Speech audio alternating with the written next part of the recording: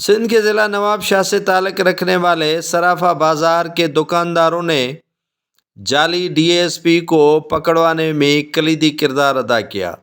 جعلی D S P Sajjad Zardari دکانداروں کو بھتے کے لیے فون کرتا رہا۔ ایک دکاندار نے تو اسے 2 لاکھ تک بھتہ دے بھی دیا تھا، جس کے بعد اسے سونا دینے کے لیے فون کرتا رہا، اور دکاندار نے بالآخر تنگ آ کر پولیس کو بھی کال کر دی اور اس جعلی ڈی ایس پی کے لیے جال بچھا دیا۔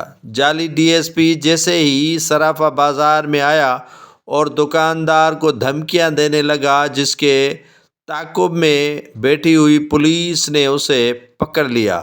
سجاد زرداری نامی جعلی ڈی ایس پی، جو پولیس کے وردی اور پولیس کی جو ڈیوٹی بتا رہا تھا کہ وہ نواب شاہ میں ڈی ایس پی تعینات ہیں اور انہیں بھتہ دیا جائے۔ ایک دکاندار نے تو اسے 2 لاکھ روپے تک بھتہ دے بھی دیا اور وہ وہاں سے بھتہ وصول کرنے میں کامیاب ہوا، لیکن ایک دن آنا تھا کہ اس جعلی ڈی ایس پی کے لیے شکنجہ تیار کیا گیا۔ وہ کہتے ہیں کہ بکرے کی ماں کب تک خیر منائے گی، اور بالآخر یہ جعلی ڈی ایس پی پکڑا گیا۔